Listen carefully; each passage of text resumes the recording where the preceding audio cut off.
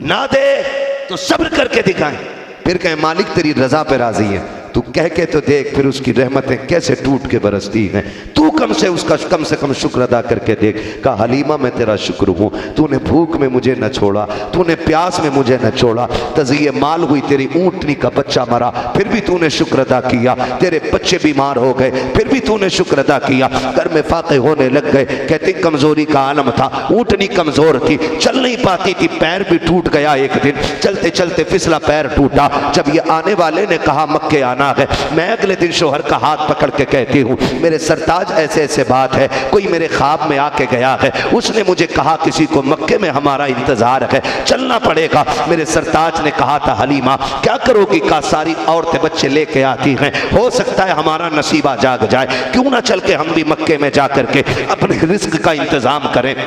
हजरत हलीमा ने इतना कहा तो हजरत हलीमा के शोहर कहते हैं हलीमा ठीक है जैसे तुम्हारी मर्जी। मियाँ बीवी एक सवारी पर बैठे, अल्लाह अकबर। अगले दिन जब घर से निकले हैं, आपकी सवारी कमजोर, काफिले के साथ आप जा रहे हैं, काफिले के साथ जा रहे हैं, सवारी कमजोर है आपकी। आप जब चलने लगे हैं, काफिले वाले रुक रुक के इंतजार कर रहे थे क्योंकि सवारी की रफ्तार धीमी थी। जब थक गए काफिले वालों ने कहा हलीमा अगर तेरे इंतजार में चलेंगे तो सुन पानी खत्म हो रहा है, सफर दुश्वार हो जाएगा, पता अगर तू इजाजत दे तो हम चले जाएं, तू आती रहना। अल्लाह अकबर। आज रोई है हलीमा सादिया, कहती है मालिक बता तो सही, क्या गरीबों के नसीबे भी गरीब हुआ करते हैं? क्या कमजोरों का मुकद्दर भी कमजोर होता है? एक तो सवारी कमजोर है, दूसरी गुर्बत का आलम है, तीसरे ये काफिले वाले हमसे पहले जाने की बात कर रहे हैं, ये पहले जाएंगे, अच्छे बच्चे इन्हें मिल जाएंगे। आज हलीमा रोई है, लेकिन खुदा की कसम मशीयत को कुछ और ही मंजूर था। जब ये सारी औरतें गई हैं, ये बच्चे लेके पलट रही हैं, तब हलीमा मक्के में दाखिल हो रही हैं। शाम का वक्त है, रात का अंधेरा फैल रहा है, हजरत हलीमा मक्के में आ रही हैं। दस्तूर ये था कि जब दाया आया करती थी हरम शरीफ के दरवाजे पर आके बैठ जाया करती थी, जिसे दाया की जरूरत होती थी वो बच्चे वाले आके बुला के दाया को ले जाया करते थे। ये दस्तूर अरब का रहा है। हजरत हलीमा आई है, रात का सन्नाटा है, आके हरम के दरवाजे पर बैठ जाती है। कोई पूछने वाला नहीं है, कोई बुलाने वाला नहीं है, कोई रास्ते में देखने तक नहीं आया है। हजरत हलीमा कभी शोहर को देख रही है, कभी शोहर हलीमा को देख रहे हैं। हलीमा बात क्या है? का लगता है जो बच्चे थे वो औरतें लेके चली गई हैं, अब हमारे नसीब में कोई नहीं लिखा है। ये शोहर ने बात कही है, आधी रात गुजरने वाली है, रात का सन्नाटा है। जब बेकरार हुई हजरत हलीमा सादिया, बर्दाश्त न हो सका, उठ के दौड़ी है काबे की तरफ, खिलाफे काबा को जाके थामा है, रो के कहती है परवरदिगार बता तो सकी, क्या गरीबों के मुकद्दर भी गरीब होते हैं? क्या कमजोरों के नसीबे भी कमजोर होते हैं? मालिक मैं अपनी गरीबी की वजह से पीछे रह गई थी, ए अल्लाह क्या मैं यहाँ से खाली वापस जाऊंगी? इस शहर में तेरा घर है, क्या यहाँ से हमें भूखे जाना पड़ेगा? ए मेरे परवरदिगार रहम कर, मेरे बच्चे भूखे हैं, सवारी भूखी है, मेरे घर के आलम क्या है फाके के, तू खूब जानता है। अभी रो के ये कह रही है कि इतने में हरम काबा के दरवाजे से एक आवाज बुलंद होती है कोई दाया, हमें उसकी जरूरत है। जैसे इतना कहा है, हलीमा सादिया ने रो के कभी काबे की चौखट को देखा, मुड़ के फिर आने वाले को देखा है, तोड़ लगा के कहती कि मैं हूं ना, मैं हूं, ये कहती हुई दौड़ी है। कहा आइए अगर आप हैं तो जो आया के आगे आगे चल रहा है। हलीमा सादिया कहती है अभी कोई तारुफ नहीं हुआ है, कोई बात नहीं हुई है, मैं पीछे पीछे चल रही थी, लेकिन कपड़ों का पहनावा बता रहा था, ये कोई सरदार आया है, उसका कद कह रहा था, बड़े खानदान की शख्सियत है। कम मैं सोचने लग गई आज मुकद्दर खुल गए हैं, किसी नवाब, किसी शहजादे, किसी बड़े बाप का बेटा मिलने वाला है, किसी बड़े बाप का बेटा मिलेगा। का ये सोच के मैं आगे चल रही हूँ, इतने में अचानक अब्दुल मुत्तलिब ने रुख पीछे किया। कहते हलीमा ये तो नहीं सोच रही हो कि अगर बच्चा बड़े बाप का होगा इसलिए बहुत कुछ मिल जाएगा, जैसी आपने लफ्ज़ हलीमा कहा है। हजरत हलीमा कहती मैं हैरत में पड़ जाती हूँ, मैं तो आज आई पहली मर्तबा हूँ, मेरे नाम का किसने इन्हें बता दिया है? कब मैं पीछे पीछे चल लगी थी। अब्दुल मुत्तलिब कहते हैं हलीमा सुनो, बच्चा यतीम है, कुछ उम्मीद ना रखिएगा। कहते जब इतना कहा मेरे हौसले टूटने लग गए। कहा फिर मैंने कहा देख तो लिया जाए बच्चा है कैसा। कहा दरवाजे तक आई हूं।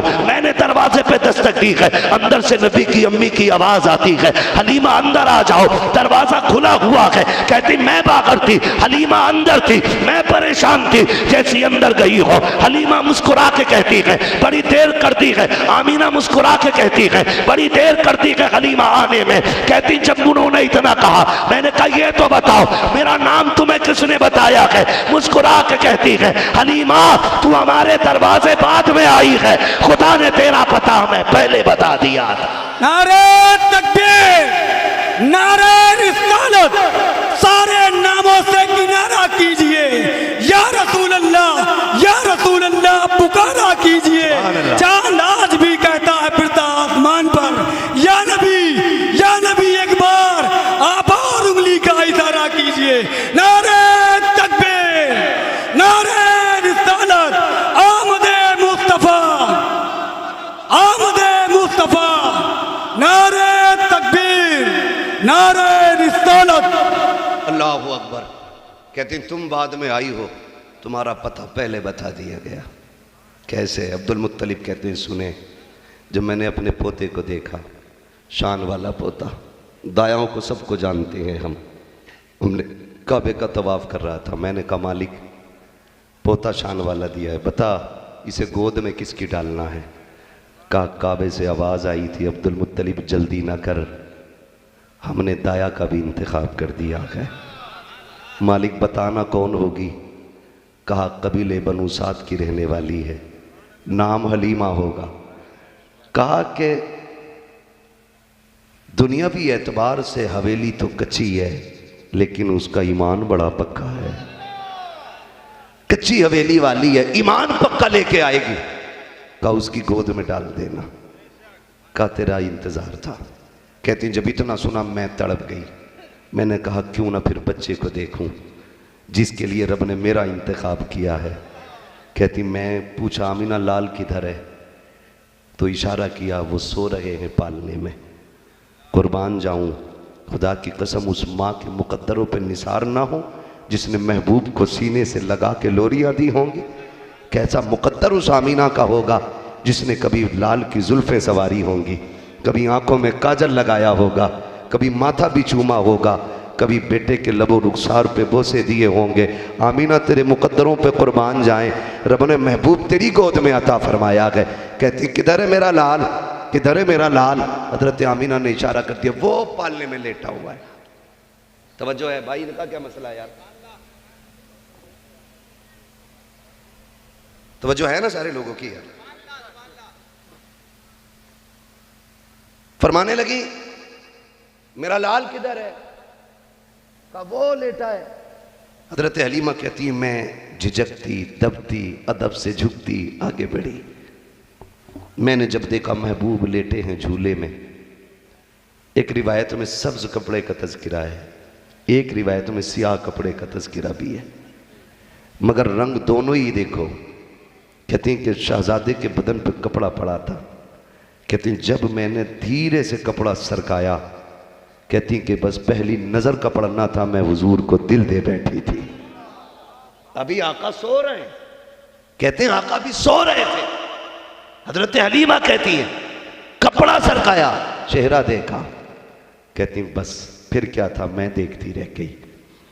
तो जो तरीका था जगाने का, कहती मैंने सीने पे हाथ रखा। कहती आंख खोलने से पहले मेरे महबूब मुस्कुराने लग जाते हैं, गोया कह रहे थे हलीमा आ गई हो, तुम्हारा ही इंतजार कर रहे थे। कहते जब हुजूर मुस्कुराए और सरकार ने यूं आंख खोली ना, कहती मैं अपने आप को रोक ना सकी, मैंने उठा के हुजूर को सीने से लगाया। कहा जब सीने से लगाया तो जितने दुख थे अल्लाह ने उनकी ठोकर के सदक़े में सारे दुख खत्म कर दिए थे। और ऐसा लगा मुझ में ताकत आ गई।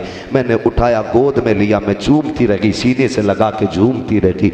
अब मैं जब झूम रही थी, चूम रही थी, आमीना कहने लगी, हलीमा ज़रा बता तो सही, क्या सोच के लेने आई हो बच्चे को? ये सोच रही होगी सरदार का बेटा है तो पैसा मिलेगा, दौलत मिलेगी। सुनिए, एक यतीम है, सर पे बाप का साया नहीं है, क्या इरादा है? अब भी लेकर के जाओगी? जो भी हो सकेगा हम कर लेंगे, लेकिन ये उम्मीद ना रखना कि बहुत ज़्यादा सोना चांदी मिलेगा। हजरत आमीना की चीख निकल जाती है, कदमों में बैठी हैं सैयदा आमीना के, कहती हैं सैयदा बस इतना बता दे, साथ ले जाने की इजाज़त है कि नहीं? दौलत नहीं चाहिए, उजरत नहीं चाहिए, बस ये बता इसे लेके जा सकती हूँ कि नहीं? कहा अगर मैं ना कह दूँ तो कहा फिर मेरा सवाल ये होगा, अभी इसे छोड़ना गवारा नहीं है, अगर दे नहीं सकती हो तो इतनी इजाज़त दो कि इसके कदमों में रह के इसकी खिदमत करना चाहती हूँ। अल्लाह अकबर। हजरत आमीना कहती हैं, हलीमा आज से ये लाल सिर्फ मेरा नहीं तुम्हारा भी लाल है, इसको तुम संभाल के रखना। सारी बातें हजरत आमीना ने कहा, खैर हलीमा पहले बात सुन ले, इस बेटे की बरकत वाली बातें तो सुन के चली जा। आपने बैठाया हजरत हलीमा को, फिर बरकत वाली बातें बता रही हैं कि ये आए नहीं थी, खुशबू आ रही थी। जब ये 3 महीने का अरसा गुजरा, चौथा महीना लगा है तो मुबारकबादियां मिलना शुरू हो गई हैं। फरिश्ते मेरे घर में रहमतों के सौगात लाते रहे हैं, मेरे बदन से खुशबू निकलती रही है। जब इतनी बरकतें सुनी हैं, अब हलीमा सादिया जुदा नहीं हो पा रही हैं। कहा इजाजत दे, मैं लाल को लेके जाना चाहती हूँ। लेके घर से निकली है, अल्लाह अकबर। आपकी सवारी खाने काबा की तरफ थी। ये बात भी कान खोल के सुनना प्यारे, इतना अजीम लाल मिला है। ख्याल आया शुक्रिया में रब के घर का तवाफ करते चले। हजरत हलीमा सादिया जब लेकर के गई है सरकार को हरम शरीफ के लिए, कहती मैंने काबे का तवाफ किया और मैंने चाहा कि लाल को चेहरे से मुस्तफा को हजर असवद का बोसा दिला सकूं। कहती ये सोचा मैंने, भीड़ ज्यादा थी, मैं दूर खड़े होके इंतजार करने लगी कि चलो रुक जाते हैं, भीड़ कम होगी तब बोसा दिला देंगे बच्चे को। कहती जैसी मैं रुकी लेकिन हजरे असवद ना रुका, उसने अपने आप को उखाड़ा, आके मेरे लाल के होठों से चिपक जाता है। नारे तकबीर, नारे रिसालत। ये हवाओं का रुख बता रहा है कि वो जुल्फ लहरा रहे हैं, कि ये हवाओं का रुख बता रहा है वो जुल्फ लहरा रहे हैं। तैयबा से चली सवारी मुस्तफा आ रहे हैं। नारे तकबीर, नारे तकबीर, नारे रिसालत, नारे रिसालत। गुलाम है, गुलाम है, गुलाम है, गुलाम है।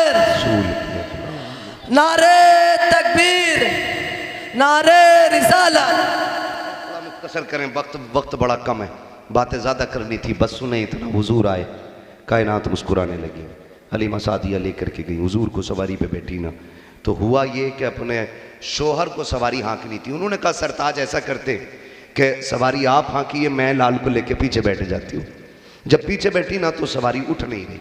आपके जो शोहर थे हारिस, उन्होंने उसको मारना शुरू किया। अब्दुल मुत्तलिब पोते को रुखसत करने आए थे, उन्होंने कहा इसे क्यों मार रहे हो? कहा हुजूर ये मेरी ऊँटनी है, जब बैठ जाती तो उठती नहीं है। फरमाने लगे इसे मार क्यों रहा? उठाने के लिए। कहने लगे ना मार मत, उठ जाएगी। कहा क्यों? कहा बस इतना कर कि जो ये मेरा पोता है ना, ये इसे पीछे नहीं आगे बैठा, आगे बैठा।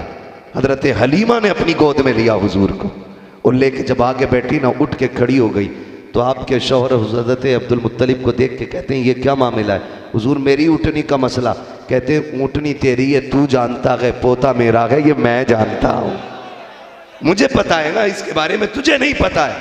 फरमाते हैं फिर जब बैठी ना, हजरत हलीमा कहती हुजूर ने ना यूं अपने हाथ में रस्सी पकड़ ली। मुझे ख्याल आया इसके हाथ नरम है, रस्सी मजबूत है, कहीं जख्म न कर दे, मैंने एक बार छुड़ा दिया। कहती हुजूर ने फिर पकड़ ली, मैंने फिर छुड़ाया। का जब तीसरी बार पकड़ी, मैंने छुड़ाने का इरादा किया। कहती नबुव्वत की ऐसी नजरें उठी कि मैं मारे खौफ के कांप गई, फिर मैं हाथ ना छुड़ा सकी। मैंने सोचा कोई राज होगा। कहती सवारी बीमार थी, पैर भी टूटा था। गोया कहती राज से पर्दा बाद में उठा जब वो चलने लगी। कहती जब चली तो हवाओं से ज्यादा तेज बातें कर रही थी। फिर मैं हुजूर को देख के मुस्कुराई, हुजूर मुझे देख के मुस्कुरा रहे थे। गोया ये आका कह रहे थे अम्मी सब्र तो कर, आज सफर तय नहीं करना है, किसी बीमार ऊँटनी को शिफा भी दे के जाना है। शिफा भी दे के जाना। मेरा इमाम कहता है जिनके तलबों का धोबन है आबे हयात है वो जाने मसीहा, है वो जाने मसीहा। हमारा नबी सफर भी लंबा है, बात भी लंबी है, बस यहीं रुक के कहता हूँ हुजूर आए कायनात मुस्कुराई, हुजूर आए माओ को वकार मिला, हुजूर आए बेवाओं को वकार मिला, हुजूर आए बीवियों को इज्जत मिली, हुजूर आए बाप को हंसने का मौका मिला, हुजूर आए बीवी को इज्जतों की सौगात मिली, हुजूर आए बेटियों को जीने का मौका मिला है, बेटियों को जीने का मौका। बातें बहुत सारी हैं, मैं सिर्फ एक बात छेड़ूंगा आपसे, बर्दाश्त कर लें 10 से 15 मिनट कर लेंगे इंशाअल्लाह। मैं बड़े लंबे सफ़र तय करके आपके यहाँ तक पहुँचा हूँ, लगभग टोटल 2000 किलोमीटर से ज़्यादा लंबा सफ़र तय किया मैंने और आप तक आया हूँ। मेरी थकन अच्छे खाने से नहीं उतरती, अच्छे पीने से नहीं। जब लोग सुभान अल्लाह अच्छी बोलते हैं ना तो फिर थकन उतर जाया करती है। हमारा सबसे बड़ा टॉनिक अल्लाह का जिक्र है ना, तवज्जो है ना। मुझे थकने तो नहीं देंगे इंशाअल्लाह, नहीं थकने देंगे, जरा बोल दे सुभान अल्लाह। जी ये सलामत रे बात करने लगा हूं, हुजूर आए बेटियां मुस्कुराने लगी। बेटियां कितनी मुस्कुराई। आज ना दौर बदल गया। हुजूर के आने से पहले पैदा होने के बाद बेटी कत्ल की जाती थी, आज पैदा होने के बाद कत्ल, पैदा होने के बाद पहले कत्ल की जाती थी, आज पैदा होने से पहले ही कत्ल कर दी जाती है। पहले बचपन में बेटी मारी जाती थी, आज जवानी के बाद बेटी मारी जाती है। यह हर घर की कहानी है। कोई जहेज की वजह से बेटी मार देता है, कोई डिमांड की वजह से बेटी मार देता है। और जब से ये सीरियल चले ना, सीरियल टीवियों पे जो क्या बोलते हैं इनको यार, है ना नाटक, इसके अंदर जो एक नाजायज रिश्तों के उसूल दिखाए जाते हैं ना, कि शोहर के होते हुए भी एक बाहर वाले से ताल्लुकात औरत के, ये हमारे घरों में उतरती जा रही है बीमारी। इस बीमारी ने कई बापों की बेटियों को मरने पे मजबूर कर दिया। इस्लाम आपको रोकता नहीं, 4 तक निकाह करो, आप रखो घर में अगर औकात है, लेकिन किसी की बेटी को दुख ना दो, दुख ना दो। मार दी जाती हैं बेटियां, फिर कौन सा मुंह दिखाएंगे कयामत में अपने नबी को। आका कहेंगे मैंने तो कहा था बेटियां मारी नहीं, बेटियां बचाई जाएंगी, और तू एक बेटी का गला घोट के आया है। तो बताओ कौन हौज़े कौसर के जाम देगा? किससे उम्मीद है जन्नत के टिकट की? कोई बचाने वाला नहीं मिलेगा। खुदा की कसम वो तो दिन ही मुस्तफ़ा का होगा, दिन ही मुस्तफ़ा का होगा। अल्लामा हसन रजा ने कहा था फ़कत इतना सबब है इनेकादे बज़्म महशर का, कि उनकी शान महबूबी दिखाई जाने वाली है, कि उनकी शान महबूबी दिखाई जाने वाली है। आज लोग पढ़ लिख के कुछ नहीं समझ पाए। बिलाल गुलाम था, समझ गया था। अम्मार बिन यासिर गुलाम थे, समझ गए थे। ये गुलामी के दौर में समझ गए, लोग पढ़ के नहीं समझ पाए हैं। उनका नजरिया ये था कि मोहम्मद से वफा तूने तो हम तेरे हैं, ये जगह चीज है क्या, लोगों कलम तेरे हैं। खुदा की कसम सुने जरा, सब कुछ हुजूर का है, सब कुछ हुजूर का है। आज भी बेटियां मारी जाती, ना मारो बेटियों को। और अगर मारते भी नहीं तो इतनी नाइंसाफी तो करते हैं ना, बेटे की पढ़ाई पर 10 लाख लगा लेता है, बेटी की पढ़ाई पर 10,000 लगाने बाप तैयार नहीं होता। बुरा मत मानिए, ये कड़वी सच्चाई बता रहा हूं। इल्ला माशाअल्लाह कुछ लोग हैं जो फिर बेटियों को भी बराबर पढ़ाते हैं, वरना हकीकत ये है, बेटा कहता 50 लाख की फीस है BOMS की, अब्बा कहता जमीन बेच के दे देंगे। बेटी कहती अब्बा मुझे बुखारी की जिल्द खरीदनी है, अब्बा कहता हिसाब नहीं है, घर बैठ जा, तुझे कौन सा जाके दीन फैलाना है, तुझे रोटी बनानी है घर में। क्यों? ये नाइंसाफी सिर्फ इसलिए करते हैं, हमारा नजरिया ये रहता है कि बेटी को पराए घर जाना है और बेटे को अपने घर रहना है। ये सितम ना करो, ये नाइंसाफी बेटियों के साथ ना करो। महबूब बैठे हैं, हुजूर के गुलाम बैठे हैं, सामने आमने सामने बैठे, उनसे आबी का बेटा दौड़ करके आया, उन्होंने उठा के चूमा, गोद में बिठा लिया। हुजूर देख रहे हैं। थोड़ी देर गुजरी, बच्ची दौड़ के आ गई, उन्होंने बच्ची को गोद में नहीं बिठाया, सामने बिठाया। मेरे नबी ने फरमाया तूने नाइंसाफी की है। कहा हुजूर क्यों? कि तूने बेटे को चूमा है, बेटी को नहीं चूमा। फरमाया बेटे को गोद से उतार, बेटी को चूम के गोद में बैठा। मोहम्मद यही इंसाफ लेके आया है। आका करीम ने कितना ख्याल किया है। फरमाया बेटियां नाजुक दिल होती हैं, इनका बहुत ख्याल करना है। कितना ख्याल करते हैं? कितना ख्याल करते? 8 दिन परदेश रहते हो, 1 महीना परदेश रहते हो, 6 महीने आप मुंबई गुजरात रहते हो, विदेश से आते हो, बेटा फोन करके कहता अब्बा बाद में आना, पसंद की गाड़ी लेके आना, मेरे पसंद की मिठाई लेके आना। बेटे की एक एक फरमाइश तुम लिख लेते हो, लेकिन जब तुम परदेश से आते हो, बेटी बता तुझे क्या ला के देना है? बेटी यही कहती अब्बा कुछ ला या ना ला, मगर तू जल्दी आ जाना, तेरे बगैर आंगन सूना लगता है, तेरे बगैर घर जी नहीं लगता है। ये बेटी के लहजे हुआ करते हैं। तुमसे बेटों ने फरमाइश कर दी, तुमने वो बैग भर लिए, बोरे खरीद लिए, लेके घर आ रहे हो। वो जाओ खुदा की कसम खा के कहता हूं, एक एक जाके आजमा लेना। जब तुम दरवाजे पे पहला कदम रखोगे, बेटा अपना जगह खड़े होके तेरा इस्तकबाल करता है, लेकिन बेटी खड़े होके इस्तकबाल नहीं करती है। वो तेरे आने से पहले दौड़ के दरवाजे पे आ जाती है। वो तो बेटे से पहले दौड़ के आई थी, तूने हाथ पकड़ा, अंदर लेके चल दिया, जाके तूने बेटे को गोद में उठाया, जेब में हाथ डाला, पसंद के खिलौने निकाले। तुझे गैरत क्यों नहीं आई? दौड़ के बेटी दरवाजे पे आई थी, तूने उसको उंगली पकड़ के लेके चला। तुझे पता है मेरे नबी ने क्या कहा था? आका फरमाते जब भी घर में तुम आया करो, खाने की चीज लाया करो, पहले बेटियों को दिया करो, बाद में बेटों को दिया करो। तुमने ना इंसाफी की बेटियों के साथ, खिलौने बेटे के, चीजें बेटी की, सब कुछ बेटी की, और कम से कम जालिम उसे गोद का हक तो दे देता, उसे सीने से लगा के प्यार तो कर लेता। जो तेरी राहें तकती रही है, उसे सीने से उठा के ये तो कह देता हाँ मुझे भी तुझसे मिलने का इंतजार था। तू उससे ये तो कह देता बेटी तेरे बगैर मेरा भी जी नहीं लग रहा था, कम से कम इतना तो कर लिया करो। तुम घर में आते हो, बच्चों को गोद में उठाते हो, बच्चियों को दाएं बाएं कर देते हो। मैं तुम्हें कहानी बताता हूँ, सिर्फ बेटों को इसलिए प्यार करते हो, ये तुम्हारे बुढ़ापे का सहारा बनेंगे, ये तुम्हारे बुढ़ापे की लाठी है। तो कान खोल के मेरी बात सुन ले प्यारे, अगर बेटे बुढ़ापे का सहारा होते हैं तो बेटियां आखिरत का सहारा होती है। अगर बेटे बुढ़ापों में काम आते हैं तो बेटियां आखिरत में काम आती हैं। सुन, अगर बेटे दुनिया के टुकड़े देते हैं तो बेटियां जन्नत के महलात दिलाया करती हैं। नारे तकबीर, नारे तकबीर, नारे रिसालत, नारे रिसालत। तवज्जो करो मेरे भाई, खुदारा बदलो रविश, बदलो। और कभी कभी बड़े होशियार बनते हैं। बेटा आया, लायो मेरी ये चीज, ये जूता निकालूं, ये बेटों के लहजे होते हैं। बेटी आके एक तरफ खड़ी हो जाती, कभी मुझे भी आवाज नहीं मेरे बाबा, लेकिन अब्बा क्योंकि दयूस था, खबीस मलून था, उनने गिलास उठाया पानी का, कहा जा तू पानी लेके आ। वो बेटे को गोद में बिठा के कहता बताओ दिन कैसे गुजरे। तुझे क्या लगता ये बच्ची नहीं समझी? ये बच्ची तो तभी समझ गई थी जब तूने दरवाजे से उंगली पकड़ के उसको लाया था। बच्चियां हसास होती हैं, खुदा की कसम हसास होती हैं। ये बेटों से ज्यादा होशियार भी होती है और हसास भी और समझदार भी होती है। हर किसी को रब बेटी नहीं देता है, हर किसी को नहीं। अल्लाह नसीब वालों को बेटियां अता फरमाता है, नसीब वालों को अल्लाह बेटियां देता है। बेटा आता है कोई पैगाम नहीं,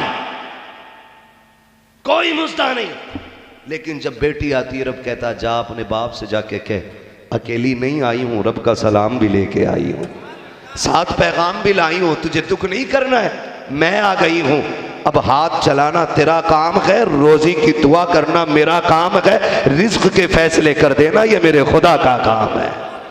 तो बेटियां कभी खाली नहीं आती हैं, खाली नहीं आती हैं, रब का सलाम भी लाती हैं, रोजी का इंतजाम भी लाती हैं। नाइंसाफी नहीं करना, नाइंसाफी नहीं करना। बेटियों को भी पढ़ाइए, पढ़ाइए बेटियों को भी। हमारे हाफिज व कारी सरताज साहब अल्हम्दुलिल्लाह बड़े नसीब वाले हो, आपके इदारे में बेटी इलाके में बेटियों का इदारा कायम किया है। मैं मुबारकबाद पेश करता हूं आपको, आपने वो काम कर दिया है कि आपके इदारे की गोद से राबिया बशरिया पैदा होगी और उसकी गोद से सलाहुद्दीन अय्यूबी पैदा होगा। इसलिए कि जमीन अच्छी होती है तो फसल अच्छी होती है, मां अच्छी होती है तो नस्ल अच्छी होती है। हाँ, वो काम हो गया आपके इलाके में, एक अजीम इदारा। ये वो कुआं लग गया है कि अब जब तक ये सुबह क़यामत तक ये कुआं पानी से भरा रहेगा, हजारों की प्यास बुझाता रहेगा, बुझाता रहेगा। और मैं इनके जज्बात को सलाम कर रहा हूं, जज्बात को सलाम कर रहा हूं। दूसरे के मकान में इदारा चला रहा है, जमीन खरीदने की हिम्मत की है। किसके लिए? बेटियों के लिए। किसके लिए? बेटियों के लिए। और अल्लाह करे ये इदारा आने वाले दौर का बहुत बड़ा दारुल उलूम बने और सैकड़ों नहीं हजारों बच्चियां यहां से मुस्तफ़ा के दीन की दौलत सीने में लेके उठे। आज ना मिजाज है, मिजाज बना हुआ, पढ़ाओ या मत पढ़ाओ, गाड़ी में जब बेटी का निकाह होगा सबसे आगे कुरान होना चाहिए, है? यही है ना मिजाज। दुल्हन बैठने जाती है, पीछे से आवाज आती, रुको। क्यों? कुरान रह गया। साया करो बेटी के सर पे। अब कुरान बेटी के सर पे यूं लाया जा रहा है। कुरान कहता जालिमो, मैं तुम्हें अब दिखाई दिया? 3 दिन से डीजे चल रहा था, तुम्हें मेरी याद नहीं आ रही थी? 3 दिन से इस घर में ढोलक जैसी लानत बरस रही थी, तब तुम्हें मेरा ख्याल नहीं था? अब बेटी जाने लगी तो मैं याद आ गया। है कोई जवाब कुरान के लिए? अम्मा कहती सबसे आगे कुरान रखो। बगैरत माँ, जब ये बेटी का दिन रखा गया था तब कुरान कहाँ था?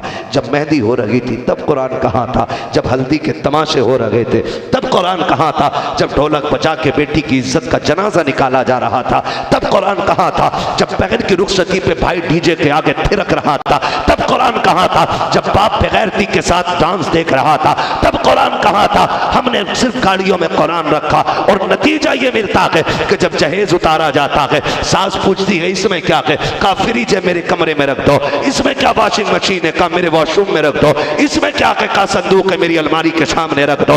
जब बारी कुरान की आती है, सास चेहरा बिगाड़ के कहती है इसकी क्या जरूरत थी? घर में पहले से 5 कुरान मौजूद हैं, कोई पढ़ने वाला नहीं है, जाओ इसे ले जाके मस्जिद में रख दो ताकि कोई पढ़ता रखे। मैं कहता हूं अगर टीवी फ्रिज के लिए घर में जगह हो और कुरान के लिए जगह ना हो तो फिर इंतजार की जरूरत नहीं है। समझ लो कयामत दरवाजे पे आ गई है। मैं इसलिए ये बात कहता हूं, काश तुमने जहेज में कुरान देने की बजाय बेटियों को कुरान पढ़ाया होता।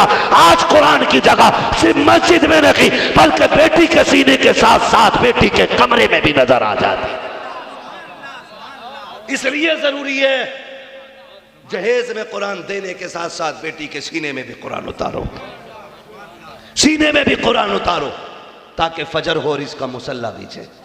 ये 2 रकात सुन्नत की अदा करे, फिर 2 रकात रब के फर्ज अदा करे, फिर बाप का पढ़ाया हुआ कुरान लेके बैठे और फिर उसकी चंद आयतें पढ़े और मुकम्मल करके अपनी तिलावत को हाथ उठा के कहे मालिक सबसे पहले इसकी बरकत उस बाप को दे जिसने मुझे कुरान पढ़ाया था, फिर उस उस्ताद को दे जिसने मुझे ये दीन सिखाया था। मालिक फिर इसकी बरकतें इस घर में दे जिस घर में मैं कुरान झोली में लेके आई हूँ। खुदा की कसम फिर देखना किसी पीर फकीर की जरूरत नहीं पड़ेगी, कुरान की तिलावत से बरकतें तेरे घर में आनी शुरू हो जाएगी। है ना? हालात हमारी कौम के अल्लाह माफ करे। दीन हमारी कौम सीखना नहीं चाहती और तलाक की शिकायतें करती घूमती है। दीन सिखाओ बेटियों को। जब दीन बेटी सीखी होगी ना तो फिर किरदार फातिमा जहरा वाला होगा। दीन सीखी होगी और सीखी नहीं दीन, पढ़ी नहीं है। मैं तालीम का मुखालिफ नहीं हूं। वो कहा था तालीम औरतों की जरूरी तो है मगर खातून खाना हो वो सबा की परी ना हो। वो तालीम जो बच्ची को बेआबरू कर दे, हमें उस तालीम की कोई जरूरत नहीं है, कोई जरूरत नहीं है हमें उसकी। जो हमारी बेटी की आबरू छीन ले, हमें वो इल्म चाहिए ही नहीं। हमें इल्म वो चाहिए जो यहाँ भी इज्जत अता करे, मरने के बाद कब्र में भी इज्जत करे और हश्र में भी मुस्तफ़ा के सामने इज्जत अता फरमा दे। हमें उस इल्म की ज़रूरत है। हम इंग्लिश के मुखालिफ नहीं है। इंशाअल्लाह इसी इदारे के अंदर इतने एहतमाम होंगे। आपकी बेटी जहाँ कारिया कुरान बनेगी ना, आने वाले दौर की बेहतरीन डॉक्टरनी भी बनती नज़र आएगी। हाँ, मैं बात कर सकता हूँ आपसे, बहुत सारा इस मौजू पे मैं आपसे जुमले कह सकता हूँ, लेकिन मैं आपसे कुछ कहना चाह रहा था। मैंने कहा था कि बेटियां अगर इल्म सीखेंगी तो फिर घरों में आग नहीं लगेगी, आग नहीं लगेगी। दीन असल है, दीन सिखाइए। डॉक्टर भी बने बेटी, मास्टर भी बने बेटी, लेकिन साथ में दीन भी होना चाहिए, दीन भी होना चाहिए। मैं तो कहता हूं अगर डॉक्टर एक केबिन में बैठी है तो बैंक का खाता बाद में खोले, कुरान के बारे पहले खोल के बैठे, फिर देखें इंशाअल्लाह दवा में भी अल्लाह शिफा देगा, दुआ में भी अल्लाह शिफा अता फरमाएगा। तो हालात ये होते हैं ना, हम लोग भी ना थोड़े से ज़्यादा बिगड़ गए। कह रहे MBBS बहुत चाहिए, लड़का LLB है। हमें इस चीज़ से इनकार नहीं कि बच्ची MBBS नहीं होनी चाहिए, होनी चाहिए, लेकिन दीनदार होनी चाहिए, दीनदार होनी चाहिए। औरत अगर दीनदार नहीं होती है ना, वो मास्टर नहीं होती, शोहर ने कहा पानी ला कर, तुझसे ज़्यादा थक के मैं आई हूँ, खुद भर के पी ले। जब ये लहजे होते हैं ना, शोहर को रब ने हाकिम बनाया, चाहे वो किसी भी मजहब किसी भी मिल्लत का हो, औरत का ऊंचा लहजा शोहर को बर्दाश्त नहीं हो सकता है, क्योंकि रब ने उसे शोहर बनाया। और जब बेटी कनीज़ फातिमा होगी, कनीज़ फातिमा होगी, तो शोहर की ज़बान पे जहर भी होगा ना, अपने अच्छे अखलाक से उसकी ज़बान को मीठा बना देगी। कब होगा? जब इल्म होगा, इल्म होगा। तो एक बड़ी कोशिश की है मौलाना सरताज साहब बिला ने, कादी सरताज ने बड़ी कोशिश की है इदारा कायम करने की। तकरीबन अभी बता रहे हैं 3.5 लाख रुपए का कर्ज बाकी है। जमीन ले है ना, 2 लाख माशाल्लाह जमा करके कब्जा हो गया है उस पर, 3-3.5 लाख बाकी है। उम्मीद है कि हुजूर का कोई ऐसा गुलाम ज़रूर होगा जो इस काम को भी आसान करके कहेगा मौलाना मेहनत करो, तुम्हारा काम है, कुरान की खिदमत करना हमारा काम है। हाँ तो जी बड़ी बात है मदरसे के लिए ना, माशाल्लाह ये हमारे भाई हैं, मुट्ठी बंद करके लाए, मैं मुट्ठी खोलूंगा, मैं भी मुट्ठी नहीं खोलूंगा। मैं सलाम करता हूं सबसे पहले नेक काम के लिए जवान उठा है, जवान उठा है सबसे पहले नेक काम के लिए। अल्लाह इनकी इस खिदमत को अपनी बारगाह में कबूल फरमाए। तो ये जो 3.5 लाख का कर्जा बाकी है ना, उम्मीद है हुजूर के गुलाम बैठे होंगे। मैं एक बात बता दूं, कब्रिस्तान जाते हैं आप लोग? सुन्नी वहां भी सभी जाते होंगे, फिर बोल क्यों नहीं रहे सारे लोग? जाते कि नहीं कब्रिस्तान? कब्रें देखिए किधर है, यही है ना? कब्रें कैसी है? बोले मिट्टी की है ना? बैठी है कि भी सलामत है? बैठी भी है ना? आपने ना देखी होंगी, मैं यहां बैठे बैठे बता दूं, कई कब्रें ऐसी होंगी जिनमें तख्ते नजर आ रहे हैं, कई कब्रें ऐसी होंगी जिनमें कफन के धागे दिखते होंगे, कई कब्रें ऐसी होंगी जिनमें हड्डियां नजर आती होंगी। फूल तो बड़ी बात है, लोग मिट्टी डाल के भी छुपाने नहीं आएंगे। तुम्हें क्या लगता है कि तुम अलग से सोने के ताबूत में रखे जाओगे? अगर अमीर हो तो चांदी के संदूक में पैक किया जाएगा। ये दुनिया बड़ी बेवफा है, कोई किसी का नहीं हुआ है। जितना चाहो कमा लो, तुम अगर इकट्ठा कर रहे हो तो इकट्ठा तुम अपने लिए नहीं दूसरों के लिए कर रहे हो। ये दौलत तुम्हारी नहीं दूसरे की है, तुम सिर्फ चौकीदारी कर रहे हो। जब मर जाओगे इस पे दूसरों का कब्जा होगा। ये दुनिया तो इतनी बेवफा है कि जिस चादर को ओढ़ के मरोगे तेरा बेटा उस चादर को कभी नहीं ओढ़ेगा। जिस बिस्तर पे तुम्हें मौत आएगी वो बिस्तर भी गरीबों में दे दिया जाएगा। जिस चारपाई पे मरोगे वो भी साइड से खड़ी कर दी जाएगी। जिस सीने से लग के खेलते रहे हो उसको तेरा बेटा छूने तैयार नहीं होगा। जिस उंगली को पकड़ के इसने चलना सीखा है ये उसको कभी छूने भी तैयार नहीं होगा। ये बेवफा दुनिया है। जितना चाहो कमा लो, तुम्हारी औलाद तुम्हारे नाम पे सोने के सिक्के तकसीम नहीं करेगी। मरने के बाद तुम्हारी कब्रों पर आए तो साल भर में एक बार आएंगे, वो भी मौका नहीं मिलेगा। अगर आखिरत की भलाई चाहते हो तो पैसा वहां लगाओ कि जहां कोई हाथ उठाए ना उठाए, तेरी कब्र में हमेशा रहमतों की खिड़कियां खुली रहनी चाहिए। ये मुट्ठी बंद लोग आ रहे हैं। मैं चाहता हूं कोई खुले दिल वाला बंदा खड़ा हो और जो ऐलान करे कि मैं हुजूर के दीन के लिए 51,000 इस मदरसे को दे रहा हूं।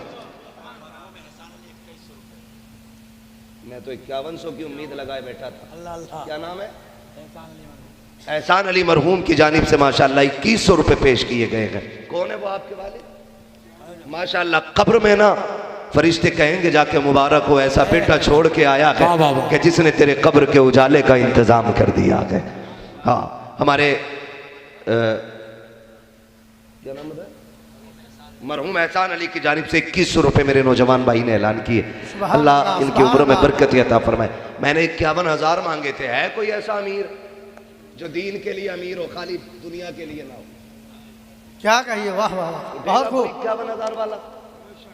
सुभान अल्लाह सुभान अल्लाह। मैं ये वो बात कर रहा हूं कि जो इंशाल्लाह ये जमीन की रजिस्ट्री नहीं, जन्नत का महल तैयार होना है इसमें। वाह वाह वाह, क्या कहिए, बहुत खूब, सुभान अल्लाह सुभान अल्लाह। कोई अल्लाह का बंदा भाई उठे जरा, हो गया। दीन का काम है, ये आपकी बेटियों के लिए, हमारी होने वाली नस्लों के लिए। हमारी बच्चियां कई तरह के फितनों से बच जाएंगी, कुफ्र से बचेंगी, इर्तिदाद से बचेंगी, दीन सीखेंगे, कनीज़े फातिमा ज़हरा बनेंगी और हम सब के लिए जन्नत में ले जाने का सबब भी बनेंगे। सुभान अल्लाह, सबब भी बनेंगी। बड़े बड़े जमींदार कब्रिस्तान में लेटे होंगे, कोई सोना चांदी पहन के नहीं गया है, कोई हीरे के हार लेके नहीं गया है, हुए नाम वर बेनिशां कैसे कैसे, जमीन खा गई आसमां कैसे कैसे, क्या कहिए, किसी के नामो निशान बाकी नहीं रहने हैं। बस इतना याद रखिए, मेरे इमाम ने कहा था जान दे दो वादे दीदार पर, नकद अपना दाम हो ही जाएगा, बेनिशानों के निशा मिटते नहीं, मिटते मिटते नाम हो ही जाएगा। ऐ रजा हर काम का एक वक्त है, दिल को भी आराम हो ही जाएगा। सुभान अल्लाह सुभान अल्लाह। बनना चाहिए ना, नहीं बनना चाहिए मदरसा? क्या इरादा है भाई? मैं जानता हूं आप जेब में यहां लेके नहीं आए हो, तो बाद में इंशाल्लाह देंगे ना, बाद में तो दे सकते हैं ना इंशाल्लाह। मेरे भाई ने, एक बंदे ने हाथ उठाया है, उम्मीद करता हूं सारे इस तरह का साथ देंगे मदरसे के लिए। उठाएंगे इंशाल्लाह, साथ देंगे इदारे का, वादा करें इंशाल्लाह। जो हाथ नहीं उठा रहे इनका मुंह देख लो, मेरी ज़कात इन्हीं में बांटना। हमारा इस्लाम 2 उसूल सिखाता है, क्या कहिए, या ज़कात लो या ज़कात दो। बिल्कुल सही। जिनमें लेने की ताकत है वो लें, और जिनमें देने की ताकत है वो दें। किन में देने की ताकत है, हाथ उठा के बताएं जरा। माशाल्लाह सारे ही देने की हिम्मत रखते। हाँ, तो देखो भाई, ज़कात अपनी देखभाल के लोगों को दे दिया करो। इतने गरीब आपके इलाके में, अगर ना दोगे तो कल ये रोड पे आके मांगते हैं, फिर मुसलमान बदनाम होता है। इसलिए ज़कात दिया करो लोगों में।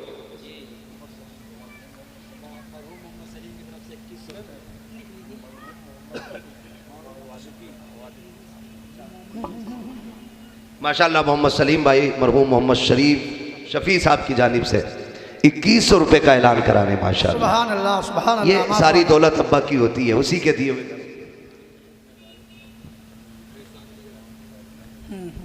देने का वादा किया है, खुदा की कसम, भरे समंदर सूखते नहीं, देने वाले कभी चूकते नहीं हैं। हाँ, अल्लाह सलामत रखे। बोली खाली तो नहीं गई, कम से कम लाज तो रह गई। हमने दीन के लिए 51,000 मांगे थे, अबू बकर सिद्दीक जहाँ खड़े हो उन्हीं की गुलामों में मालिक ने भी खड़ा करे जो उठ के आए हैं। हाँ, ताकि क़यामत में तज़किरा हो। दीन के लिए अबू बकर कहे मैंने पूरा दिया था, उमर कहे मैंने आधा दिया था, सहाबा कहे हमने मुट्ठी भर दिया था, हम भी कह सके या रसूल अल्लाह हमने चुटकी भर दीन के लिए कुर्बान किया था। है ना? अल्लाह सलामत रखे। है कोई और नौजवान जो उठे और दीन के लिए अपना कोई हिस्सा रखे मदरसे में? कोई किसी के काम नहीं आना है, पैसे रखे रह जाने, दौलत किसी की नहीं आनी। 40वें में भी ना मुट्ठी बंद करके चने बांटते हैं लोग। तेरी बिरयानी मौज खा खा के उड़ा के खाते, मरोगे ना बिरयानी ऐसे खाएंगे, तेल मस्त है भाई, बोटी डट के डाली। खबर में क्या हो रहा है अब पता किसी को नहीं। कड़वा सच बताऊं, 2 रातें आती है, शबे कद्र और एक शबे इतने डर के बोलने, खुल के बोलने यार। शबे कद्र और शबे बरात, शबे कद्र और शबे बरात। हम सुन्नियों का उसूल क्या है? हम सुन्नियों का उसूल है, शबे बरात आ गई ना, गाड़ी में टंकी फुल कराएंगे तेल की, चाबी लगाएंगे। क्या रत जगह है? रत जगह का मतलब ये चक्कर लगा, खुरपा लेके घास छीली, सफाई करी, अगरबत्तियाँ लगाई, मोमबत्तियाँ लगाई, लाइटें लगाई, और फिर दूर खड़े होकर देख रहा है अब्बा कब्र कितनी अच्छी लग रही, इससे ज्यादा नहीं करता। सुन रहे मेरी बात? यही होता कि नहीं? कई चूना फेरने जाते हैं, जिसने ना देखा हो मेरे साथ चल मैं दिखाऊं। चूना फेरने जाते हैं, कब्रिस्तान में लाइटिंग, लोग आएंगे जाएंगे अगरबत्ती लगाएंगे, अगरबत्ती लगा के चले जाते हो, कब्रों के ऊपर की सफाई करते हो। मुझे बताओ क्या फायदा मिला कब्र वाले को? तुमने अगरबत्ती मोमबत्ती लगाई है, उसका नतीजा कब्र वाले को क्या मिला है? उजाला तो सिर्फ ऊपर हुआ, मोमबत्ती का उजाला कब्र में नहीं जाता है, लाइट का उजाला कब्र में नहीं जाता है। जब तुम 10,000 की लाइटिंग कब्रिस्तान में करके पलट के आते हो, तुम्हारा बाप तड़प के कहता है ओ जागिल, क्या कि अच्छा होता मैंने तुझे कुरान पढ़ाया होता, मैंने तुझे दीन सिखाया होता, अनपढ़ रह गया तूने कब्र के ऊपर उजाले का इंतजाम किया, काश अंदर के उजाले का इंतजाम कर देता। आप कहेंगे मौलवी अंदर का उजाला कैसे होता है? सुनो, जब ये लाइट लगती है तो ऊपर उजाला होता है, जब कुरान पढ़ के सुनाया जाता है तो कब्र के अंदर उजाला हो जाता है। सुभान अल्लाह, माशाअल्लाह, बहुत खूब। जिन्हें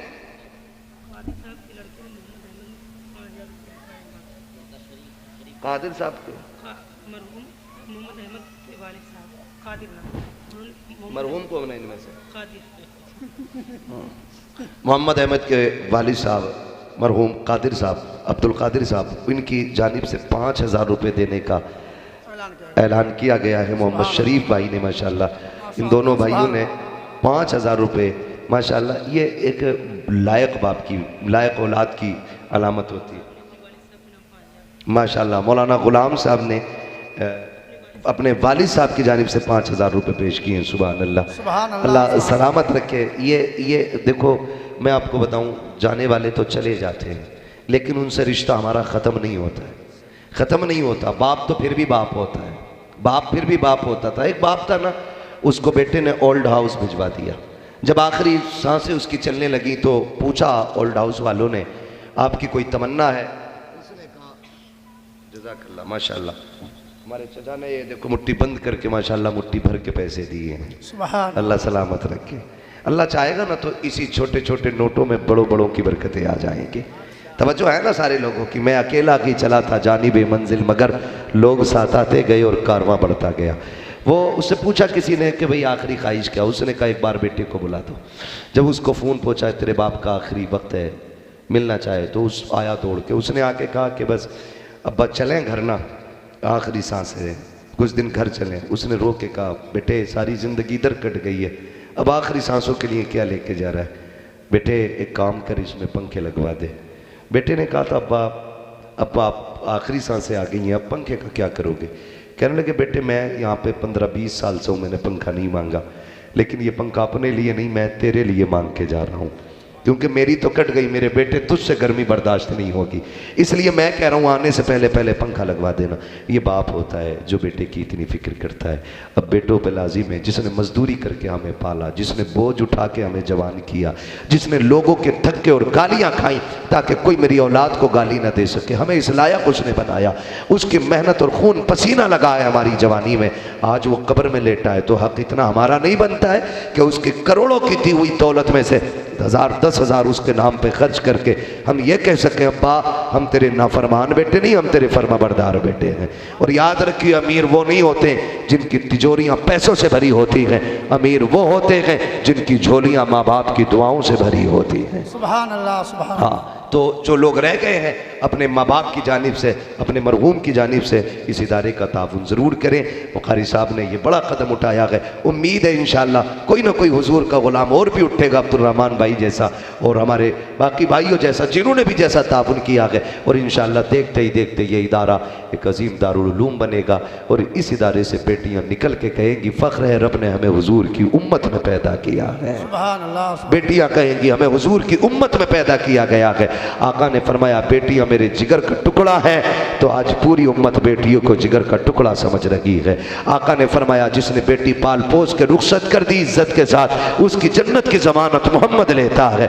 जब खुदा की कसम ये पैगाम मिला, अब कंजूस लोग भी झोली फैला के कहते हैं अल्लाह बेटी दे दे ताकि जन्नत के रास्ते आसान हो जाए, बेटी दे ताकि जन्नत के रास्ते आसान हो जाए। महबूब हमने आपको सारी कायनात के लिए रहमत बना करके भेजा। मेरा नबी हर शख्स के लिए, हर फर्द के लिए, हर ज़र्रे ज़र्रे के लिए रहमत बन करके आया। जब हुजूर की विलादत का महीना आए, भाई ये आप कर लें, मैं पहली बात तो चंदे करता नहीं हूँ, लेकिन मुझसे कहा वहाँ ज़ुबैर साहब ने इतना कह दिया। मज़ा तब आता है जब लोग हसास हों और सुनने वाले बैठे हों। हैं भाई कोई हज़ार हज़ार वाला बंदा खड़ा हो जाए, कितने लोग हज़ार हज़ार देने वाले लोग हैं, ये कोई बहुत बड़ी मैंने बात नहीं रखी है भाई हज़ार वाले लोग खड़े हों ज़रा, कितने लोग हज़ार वाले हो सकते हैं, कोई मसला नहीं है, हफ्ते भर में नहीं है, 2 दिन में 1000 रुपये खर्च कर लेते, खड़े हो जाएं, खड़े होकर लिखा दें, देते फिर भी रहना, ये ज़रूरी नहीं है सारे हैं भाई खड़े हों ज़रा हज़ार हज़ार वाले लोग।